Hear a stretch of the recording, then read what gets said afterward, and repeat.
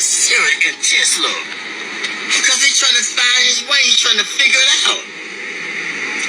It's frustrating. I'm trying to listen to God. I got my own flesh and my pulling me here, my own desires, my family, my friends. All these things is distracting me from the truth, and it's difficult to give in, especially when you're young, man. But if you can go through it, you'll come out like gold. If I can go through the fire. They don't want to go through the fire. They want the lotto and go to Jamaica and the Bahamas and do their own selfish thing. But he said, if you wait till I exalt you, I give you the desires of your heart. But it's difficult to wait because everybody in a hurry. Technology, it's fast. It's in a hurry. They're angry. They're frustrated. They got time. They're on the cell phone. They want to text message you. Y'all in the same car. You going to text message him. He right there. You know what I'm saying? Everybody in a hurry. I don't know where they going, but when they get there, oh, they going to be sorry. The faster you try to get there, that career, that money, and you're going to figure it out that, man, it was the journey. It was not the destination. You was in a hurry to get there, to come up, to be this, to be that. And when you get there, you're going to feel discouraged more than you did before you even started to get there. Because it was the journey, the people that you didn't stop to talk to like me at Chicken. The people at the gas station. You was in a hurry to get there, but it was the journey. The more humble you be, then the more you can be fulfilled with the truth. But when you think you got it and you on your way, then you're going to get less of it because can't nobody talk to you. You can't stop. You're in a hurry. It's a difficult thing, but you got it. I see the intensity. He's showing you how to relate, connect to the people. I would say this, it's a man with pushing a basket. This man right here, they brilliant now. Don't look at the outside appearance. I've seen him in action. He was pushing a basket. And I was under the bridge, and I was talking to everybody except him. He was the last person I talked to. He said, why didn't you talk to me first?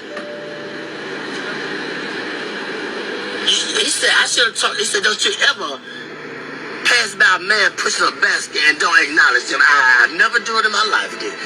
I talk to the person pushing that basket. How's your day? How you doing?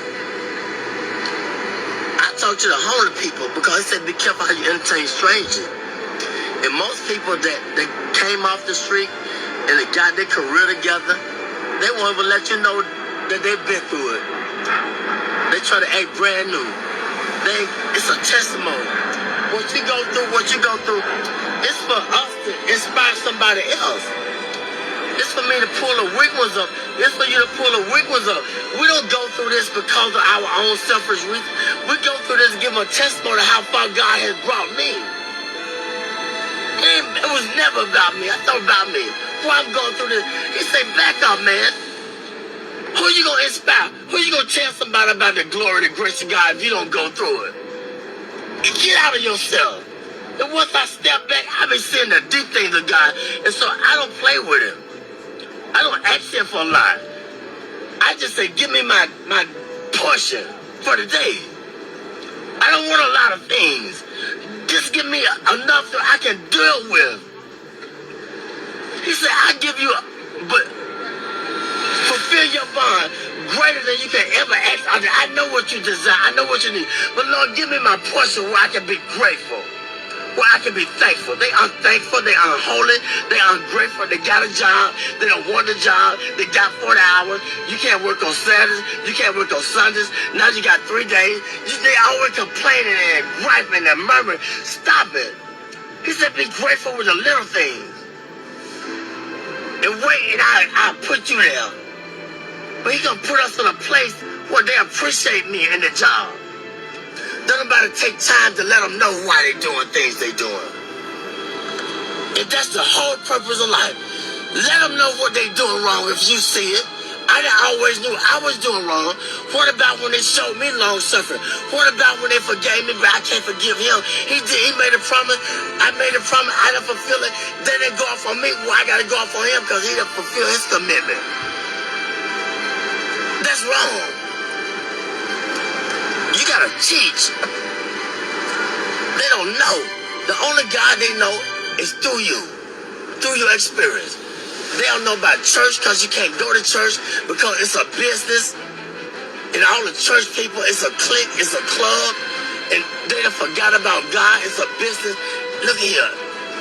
It's just the world. Ain't nobody being bold and talk about God because don't pray in school, take the prayer out of school, all these things. It's the world. We're getting in a time where God is not popular no more. And if you talk about it, I don't believe in Jesus. I don't believe in God. I believe in this. I don't care what you believe in. Let my spirit speak for me. Let my action. But it was a time when I was just a hearer and not a doer. We got to balance out. You got to go through the fire in order to be a doer too. You're going to be a hearer, then you're going to be a doer. But don't let people throw you off your journey.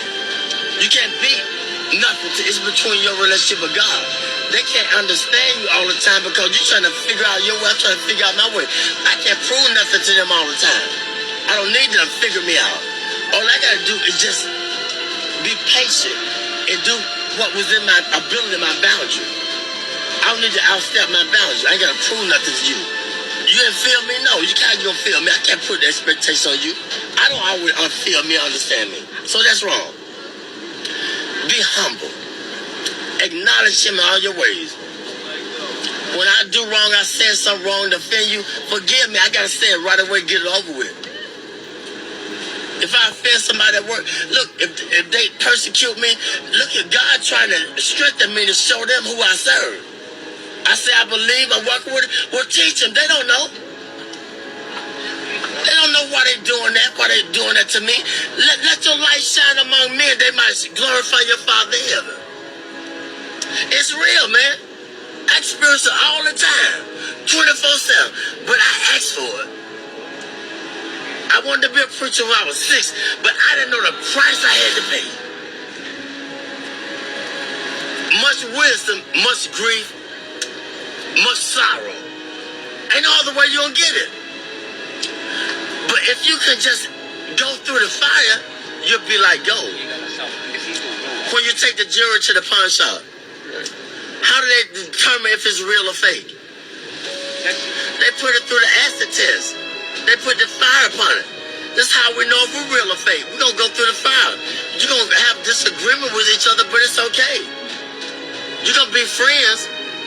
But if you have a disagreement, it's just a disagreement. That don't mean you ain't got to see him no more and talk to her or talk to her or whatever. I ain't got nothing to hide. My burdens are heavy, but when I'm weak, he's strong through me. He speaks through me. The weaker I get, the more frustrated I get with my life. And I did this, I did that. Then the more he speaks through me, the more he takes control of me. That's just where he wants you at. Get frustrated. That's when he gonna speak through you.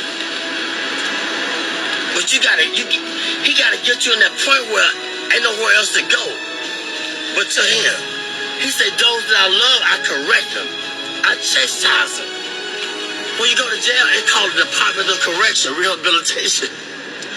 But we get mad at the correction. He said, if I didn't love you, I would correct you. He could have took our life. Amen? Amen. He could take the life. But he corrected me. I just thank God for y'all. But this is what Solomon asked. Solomon was the wisest man that lived. He had everything that man could desire. But one thing God said, leave the foreign women alone. But he couldn't understand why he had a desire for the foreign women.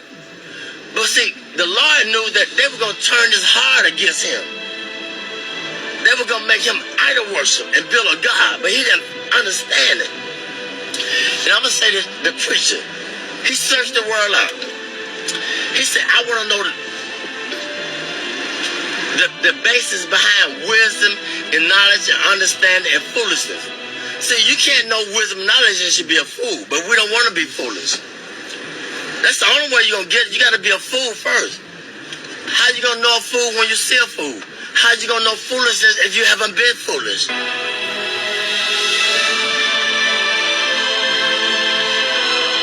See, you can't know wisdom and knowledge and should be a fool, but we don't want to be foolish. That's the only way you're going to get it. You got to be a fool first. How you going to know a fool when you see a fool? How you going to know foolishness if you haven't been foolish? Foolishness, it comes with, it's painful. Because we think we all of that. We got a lot of abilities. We can create. We can be inventors, but we're limited. If I understand that I'm limited, then that's when God takes control and gives me the wisdom that I desire. Humility. Be humble. If you don't understand your purpose, ask God. But ask Him in sincerity. What's my purpose, God? Did you ever ask that question? What's my purpose? Why I'm here? What am I meant to do? But sometimes He can't tell us all at once. It might be too much.